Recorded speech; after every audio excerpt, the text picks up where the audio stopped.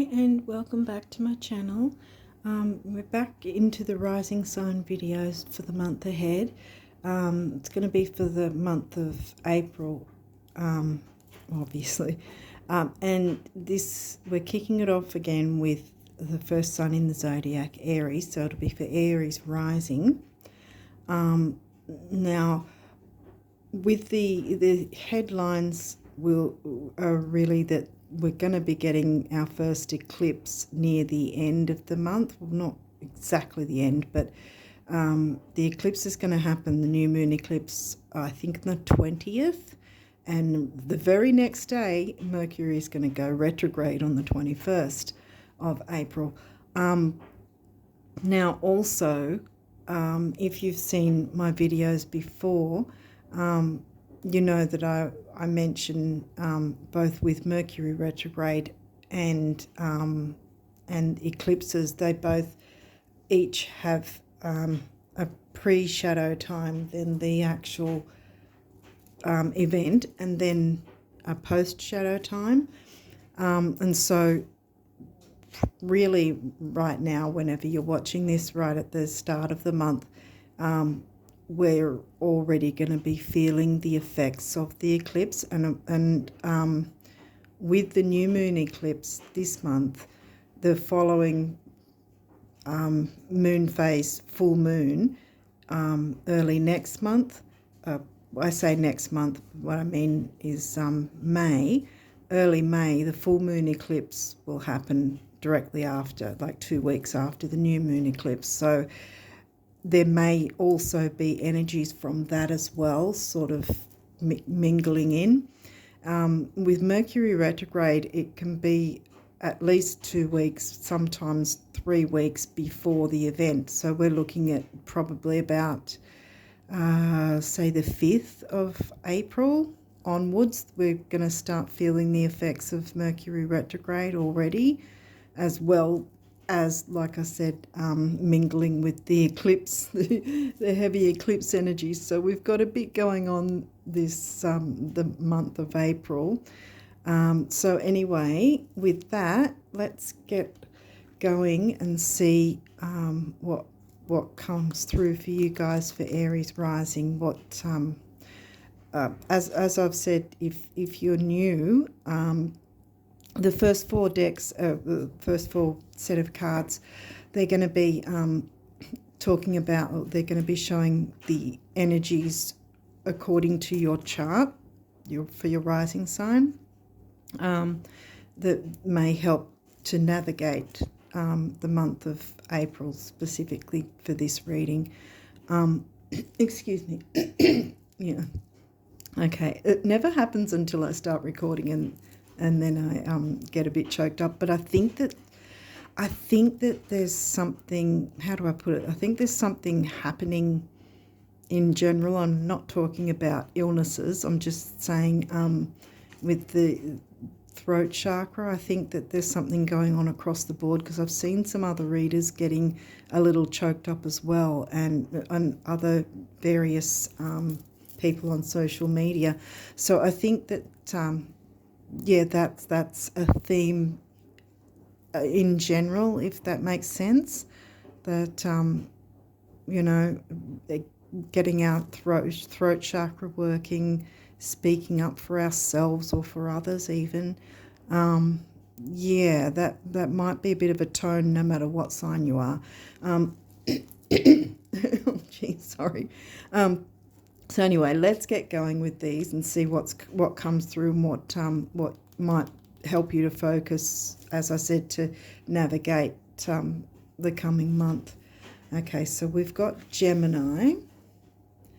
Okay, now Gemini is your 3rd house, because you being Aries rising, you have a natural natal, or what's known as a natural natal. So Libra as well will be in your 7th house, because it's directly across, like, rising sign there, ascendant, rising sign, descendant, and Libra's your descendant because it's your opposite sign.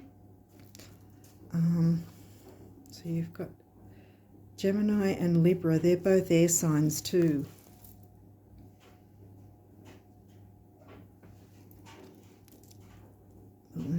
thinking communication. There might be a reason the coughing came up. Vesta, home and hearth. Now that's Cancerian themes. Okay, waxing gibbous. Waxing means it's heading towards the full moon. Waning is it's heading away and towards the new moon. So this one's heading towards the full moon. So you might be seeing this before the full moon hits. Because the new moon eclipse isn't till the 20th. So yeah, so that is around about 3 days before the full moon. So you can either consider it as a time frame for something that you might sort of take note of that specific time, or it's because it's just after, if I've got, yeah, I'm pretty sure it's just after the square, because we get the new moon, then we get the first quarter square, then we get the full moon, then we get the third quarter square. Yeah, and so that might be just after, if I've got it right, that's just after the third quarter square. And the square means when that happens, it's about recommitting to your goals and your ideals, because and this is just before, so I think that it's probably got something to do with that. Yeah, we'll keep going. 9th house is Sagittarius for you guys, and Sagittarius themes. 2nd house is Taurus. Okay. And we have Mars. Okay. Mars recently was squaring the moon too, I think. But by the time you watch this, it shouldn't be anymore. Just trying to think if, yeah, because that's home and hearth, so something to do with your home life. Money and self-worth, 2nd house. Travel, higher learning, 9th house. And you've got Gemini, which is in your 3rd house. Libra, that's your 7th. So communication, relationships, right next to Vesta, home and hearth.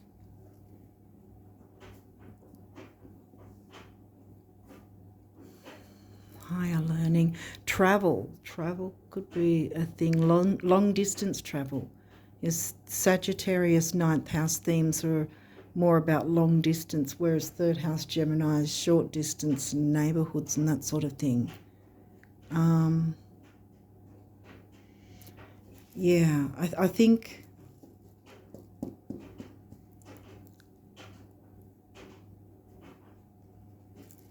yeah.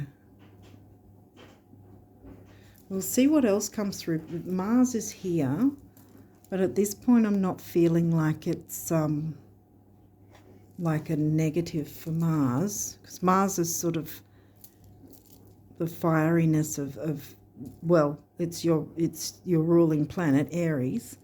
I'm also thinking, though, that we've got, with the energies of both the eclipses and the retrogrades, it might be something to consider, sort of trying to take it slow and steady, like Taurus themes of 2nd house, slow, steady. We haven't yet got any Capricorn, though, or Saturn, so we'll see what else comes through. 5th house, that's Leo themes, where you have fun, romance, and create things you are proud of. Yeah, see, home and hearth, because that's creativity, children, romance, love affairs. Yeah. 12th house. Well, that's Piscean. Well, it is in Pisces. That's in Leo as well. And that's in Pisces for you too. 12th house. This is the area of your life that is overwhelming. You yield to a greater cause or power. Okay, so you've got sort of a mix of things here. Okay.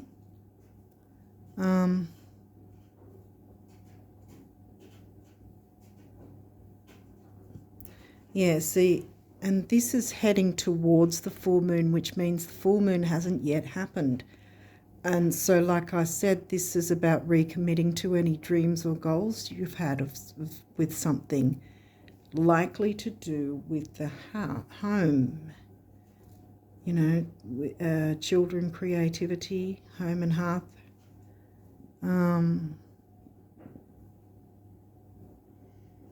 There's positives and negatives as well for obviously each sign. And with the 12th house, we can get caught up with self-sabotage and fears that might be holding us back. Okay, I'll keep going and see what else comes through. We've got 9th house again. Okay, so that's reiterating that you need to, and see seeking. Yeah, because that's the quintessential seeker, the Sagittarius 9th house. Going abroad, expanding your horizons. Because Jupiter rules Sagittarius 9th house. So there's a lot of expansiveness. 6th house, well, that's Virgo themes for you, craft. Okay, that makes me think 5th house, creativity. Okay, what else is coming through? Pisces, 12th house, so that's come through again. The mystic. Okay. And Cancer. Did we get Cancer before? Well, home and hearth, yeah. Cancerian themes, and that's your 4th house. Says the doula there.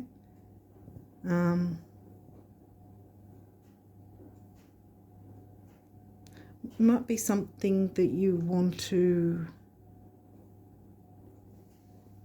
like bring forth that could have like a knock-on effect to your family in a good way, with creativity and spirituality maybe as well, because there's the expansive view, and then Neptune ruled Pisces is quite nebulous and mystical and psychic, that sort of thing. Might be something you're interested in starting up. And yeah, see, we don't have Mars retrograde. There's no negative effect of Mars in April for you. But yeah, because we've got the eclipses, we're really, right as I speak, we're in the eclipse, what do they call it? The eclipse doorway or whatever. We're already there now, even though the eclipse doesn't happen until the 20th, the first one. But we'll be feeling the effects of pretty much both of them. And like I said, about the 5th or 7th, from there on, we're going to also feel the effects of the Mercury retrograde as well.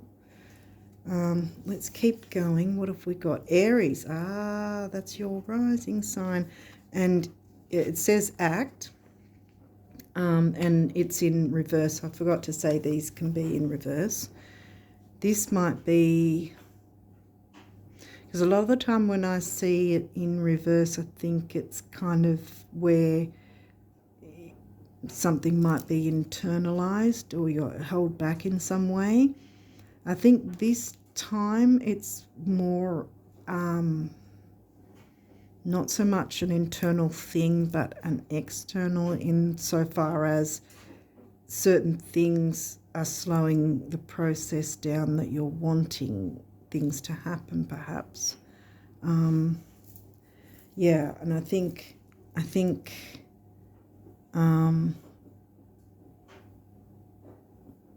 if you can try your best to be patient through this time, because no matter what sign we all have, we're all going to be affected in some way by the eclipses, and depending on whether we're prepared or not, that will make a big difference too. So, like, for instance, if there's something that you're able to, like, say there was some sort of addiction or bad habit, or just simply that, I don't know, maybe you were eating too much chocolate or something like that, and you know, hey, it's not good for you, then you can do something about it now, knowing that the eclipses are on their way. You can do something about it now, then you're prepared for when the eclipses come, so they're not going to knock you off your feet, so to speak, and, you know, so that you're not, I don't know, putting on 10 pounds or getting sick in some way because you ate too much chocolate, which is probably going to happen for a few people with Easter coming around too. So, not that I've got anything against chocolate. I don't actually. I love chocolate. But yeah, that was just an example. I don't know if that's a great example, but hopefully you get the point. I think that it's this. Don't be too worried about it, because if there is something you're wanting to go ahead with, knowing that you've got these energies for this month, just even though it's not going to be great to have the negative, well, not negative, the energy's sort of slowing you down a bit, at least you know what's going on. Whereas if you just went into it not knowing anything, then it's probably going to knock you off your feet, kind of thing, if that makes sense. Yeah, because I feel like this is because of those external things, not so much about you internalizing or worrying. I mean, it could be, but I'm not picking that up. Pallas Athena. Think, yeah. This isn't Mercury. This is an asteroid, goddess asteroid. And that kind of also makes sense, because here again with Mercury retrograde, what happens? Well, Mercury's the planet of communication. It governs Gemini and Virgo. You know, 6th house Virgo and 3rd house Gemini. Mercury governs that. And so again, this makes sense being in reverse, because it's with everything, when there's a retrograde, it's about taking stock, reviewing, renewing, revamping, you know, things like that. So I think that this month in general for most people is going to be about kind of a bit of a stock take, I guess, to sort of know where you're wanting to go, what you're wanting to let go, what you're wanting to move forward with, even if that means sort of in increments, which might be frustrating because you're Aries rising and you're Mars ruled. But yeah, if you can just sort of try your best to be patient and know you can still get ahead, you can still make progress. You just sort of have to slow down a bit because of the retrograde and the eclipses all in the one month, really. Okay, Cancer's upright, and that says immerse. So yeah, you can still immerse yourself in your ideas and your wishes and your goals and all that sort of thing. This is by no means it's saying stop everything because we happen to have eclipses and retrogrades. No. And a lot of the time it can be if something needs repairing or replacing. When you time it to be done in a Mercury retrograde, it usually can turn out to be better than what you expected, because that's the whole point of the retro. That's the whole energy. It's like might sound strange, but it's kind of like it makes the Mercury the retrograding Mercury part. It sort of makes it happy, so to speak, if you're actually working with it, if you're actually looking into what can be redone, what can be replaced, what can be repaired. See, If you if you're sort of putting that first and foremost in a way, then you can go smoothly through the retrograde. I mean, life goes on, and none of us, no matter what sign we are, we cannot hide in a cave until all these energies go away, you know. We have to live with it. We have to sift through it, wade through it, work our way through it, you know. And it's not always going to be negative. I mean, the media always makes it out to be negative, but it's not, you know. You can even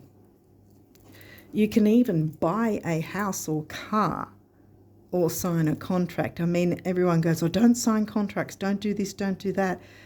But if say you're living in a house that's run down, fallen apart, and has half a roof left, that's clearly something that you don't want to keep living in.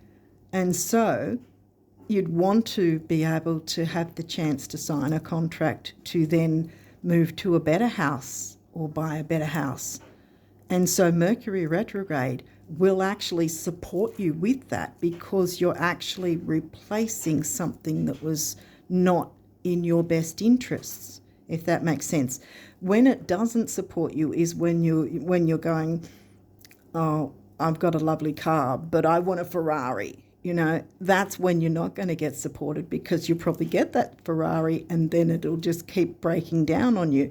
That's just because Mercury retrograde is about, as I said, I think I'm going on and on too much now, but hopefully you get the message. But that's really, in a nutshell, what Mercury retrograde is about. And it's, like I said, it might sound weird or strange to say it this way, but it will actually make the retrograde energies happy if you're working with it and looking into whatever you can to, you know, review everything really to see what can be repaired, what can be improved on, you know, that sort of anything that needs improving that will help you and others.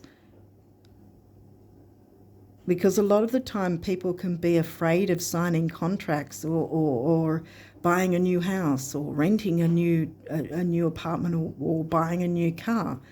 And yet the other one that say they've got a car that's really dangerous to drive. Well, it's not wise to keep that, is it? And so Mercury retrograde will go, here, let me help you to look for a better car that's going to improve the life of yourself and those you care about. You know what I mean? Like I said just before, it's not like you're wanting to run out and get a Ferrari and say, hey, look at me, aren't I great with all this money? No, it's about improving yours and other people's lives. So that's how you work with Mercury retrograde, and that's how it works for you. You can make it work for you that way. Hopefully I'm making sense. Anyway, what's next? Sun, source. Okay, well, Sun is the ruling planet of Leo. And again, because Leo's all about creativity, romance, fun, all that sort of thing. And again, I think it's not that there won't be fun. I think that really what's necessary is about this idea of going, okay, we've got these energies right now, let's deal with this, this and this. And it doesn't mean you can't have fun, because this was here. It's come through again, the 5th house Leo, and Leo's ruling planet, the sun. So I think, I think you can enjoy yourself if you're not getting too serious, but at the same time knowing that you've got these energies to work with, so that you sort of, that's still in the foreground, I guess you could say, sort of thing. If you just sort of focus on, not completely all the time, but focus as much as you can on moving towards your goals. Even if it's in increments, like I was saying earlier, because of the retrograde and the eclipses. And if there is anything that you need to,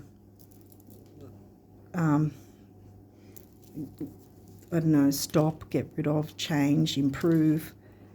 See, with the eclipses, it's kind of, in a way, balancing things in a sense, because the eclipses help you to reevaluate, okay, what am I holding on to that's not really in my best interests? And the retrogrades are saying, okay, how can I improve matters, and what needs to be replaced or repaired? You see what I mean? So they can actually work together in your favour. And all these that are reversed can be turned back around, because if once you've got that, it's going to actually, once you've got that down pat and you know, okay, I know where I'm going now, you can be freer to enjoy that sun and the 5th house energy, if that makes sense. Okay, let's get going on your numerology. See what numerology wants to come through for you guys for April. What do the Aries risers need to know for April?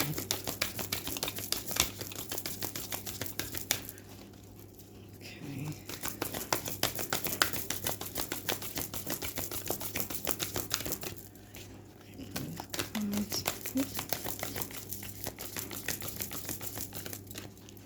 Hang on.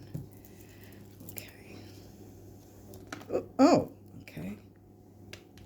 Is that one? No, there's 2 here. Effort, yes, it's going to take effort. 1 and 3 is 4. Well, 1 is, I say it's about personal power and vitality. 3 is about communication, action, activity. 4 is the builder. And yes, it's going to take a bit of effort, because we've got the big energies coming through. You've got master number 33.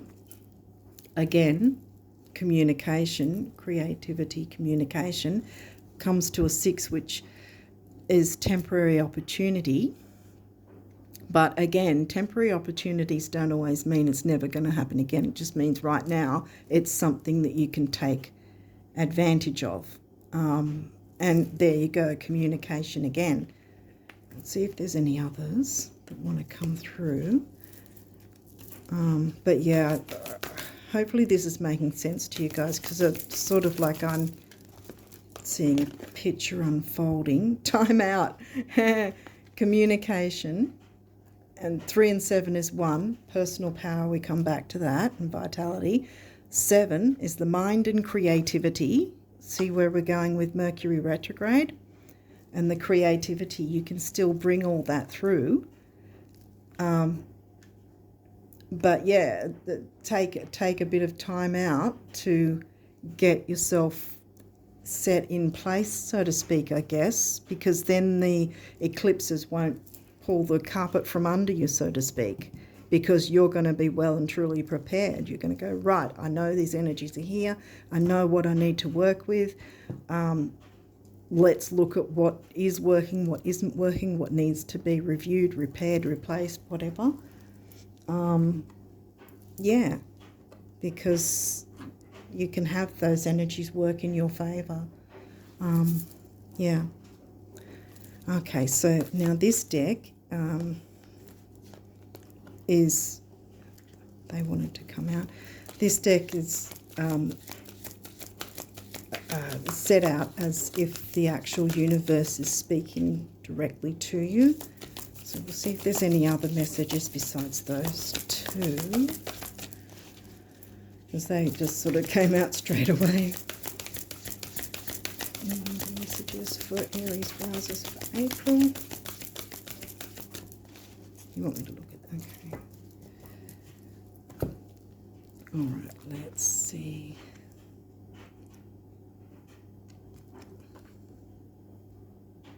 Don't know if you can see it with the camera or not. I'm not sure if it's clear.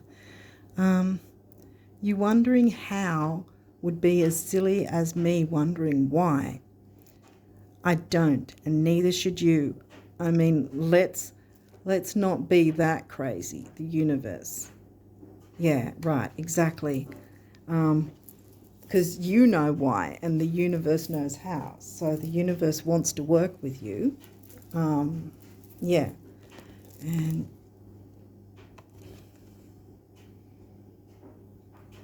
okay. Sorry. I'm reading it off camera because I can't see a thing through my phone. If it was just about surviving, getting by and keeping things the way they are, then how would you explain your wild imagination, creativity, communication? If it was just about sacrifice, selflessness and altruism, then how would you explain your burning desires? And if it was just about thinking, reflection and spiritual stuff, then how would you explain the physical world? Get the picture? Want it all? That's what it's there for. Vroom, vroom, the universe. I've got a feeling only they wanted to come through, you know. I think I think the point's been made. I think you guys are probably already thinking, well, you know what to do. I think you've got it in the bag here, actually. Let's see what guardian angels would like you guys to know for April. What do they want you to know? Aries risers.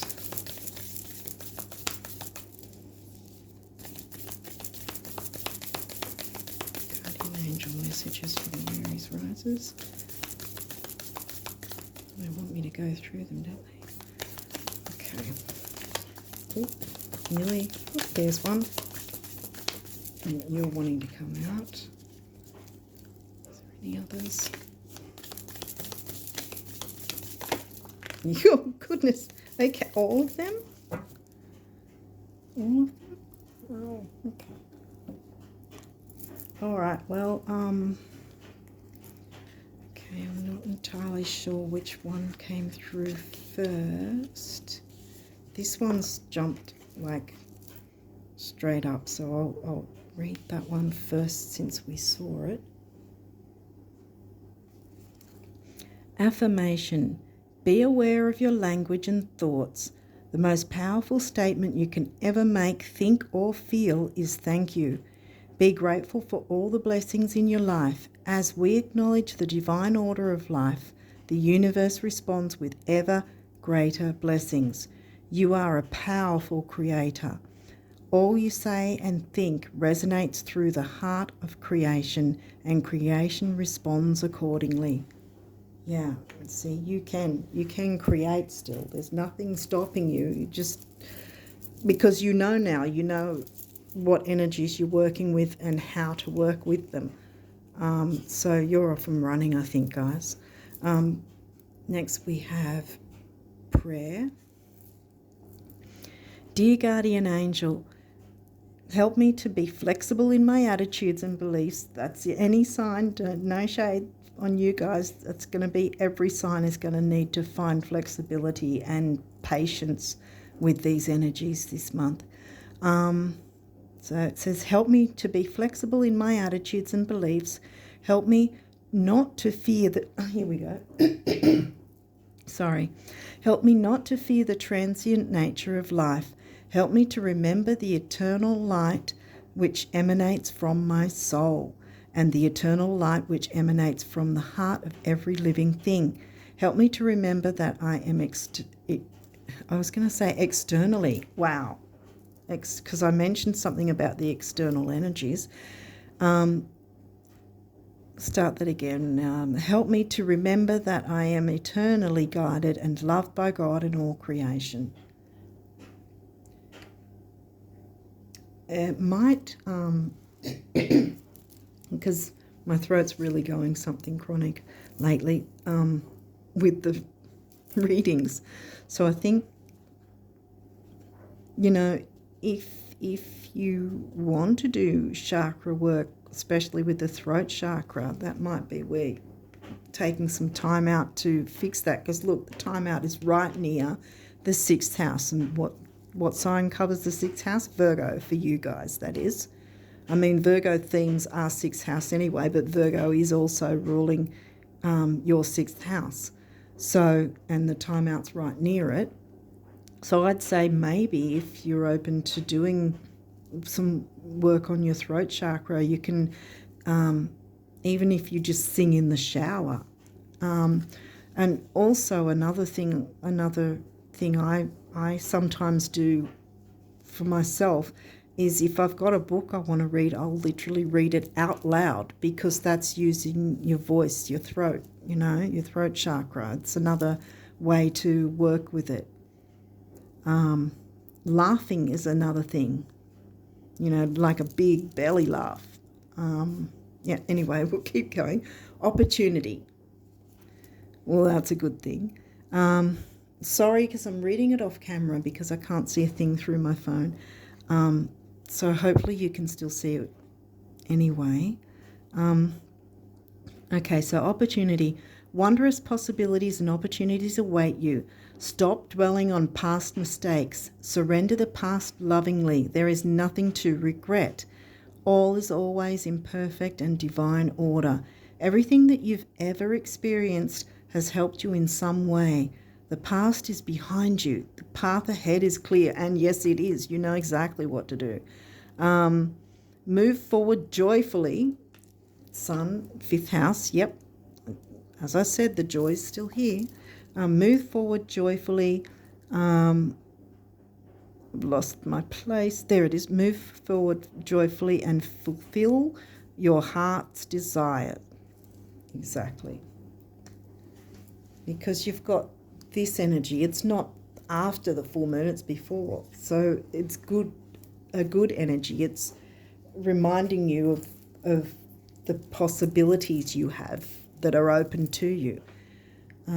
Prayer. Oh, sorry. Okay, prayer. Dear guardian angel, to you I pray. When I'm fearful, help me remember that only love is real. When I am lost, help me find my way. When I'm confused, Mercury retrograde, help me to regain clarity. When I feel lonely, help me feel your loving presence. Where I perceive chaos, and there will be chaos for everyone, where I perceive chaos, help me to see order. Thank you. Yeah. And even though, like I said, there will be chaos, it doesn't have to be something that keeps you down, because you know how to work with these energies now. Hopefully I've given you enough information to be able to do that, because you can make both the eclipses and the retrograde work in your favour. Here, see, positive change. Okay, dare to be different. When you are criticised, remember that you will never please everyone. Many brilliant and gifted individuals, I was going to say ideas. Okay, so we've got, what have we got? We've got 2 air signs thinking. Did we get So we've got Gemini, Libra. We didn't get Aquarius, but there seems to be a bit of a dare to be different. It starts with that, and that is the quintessential Aquarius. You know, wanting to be different, not wanting to be, you know, put in a box and be so-called normal. What's normal? No one knows. I'll start again. Dare to be different. When you are criticized, remember that you will never please everyone. Many brilliant and gifted individuals were not fully appreciated or understood in their own lifetime, yet it is often they who have sown the seeds of change. Yeah, exactly. You can make positive change. And maybe, hopefully, if there's something you've picked up from this reading that maybe you didn't know before, you might be able to help other people to, you know, let them know how to work, how to get the energies to work for them as well. Invitation. Okay, we, your guardian angels, ask you to invite us into your heart. Talk to us at any time. Share with us your fears and concerns, as well as your joys and pleasures. There is no need to be formal, for we have known you since before the dawn of time. In fact, we know you better than you know yourself, and we love you just as you are. You don't need to change a thing. And these energies are here for you. Guilt. Wow, okay. You do not need another's approval to feel worthy of love. Regardless of what you've done or what you think you failed to do, from your soul's perspective, there's neither right nor wrong. Every experience in life is here to help you expand your awareness of love, so that you may embrace ever greater spheres of wisdom. You've done nothing wrong. Yeah. Okay, so yeah, I mean, like I said, the retrogrades are there to fix or repair or review, redo. And you can also, because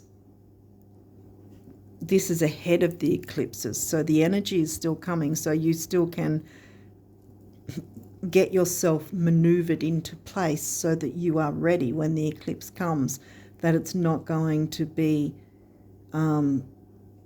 something, what's the word for it, shunting, something unceremoniously pulling the carpet from under you. That's really the only way I can explain it. Can't think of the other words. It's yeah, but I think you can, if you focus on getting yourself in the best possible position, looking at whatever needs to be sorted, fixed, improved, removed, repaired, replaced, anything, whether that's habits, addictions, your diet, dietary intake, whatever you want to call it, or anything really, friendships, romance, whatever. If you try to look at it, look into those things to see if there's something that could be tweaked or maneuvered, so that when the eclipse comes, it's sort of like if the eclipse was an actual person, it would go, oh, you've already sorted things out. Okay, I'll just go off and, pull the carpet from someone else kind of thing. That's sort of really because you're kind of working with the energies. That's the only way I can sort of explain it. I know it sort of sounds a bit strange, but yeah, that's the only way I can explain it. If you know of these energies, then when you're working with them, you can make them work for you instead of against you, I guess, in a way. Yeah.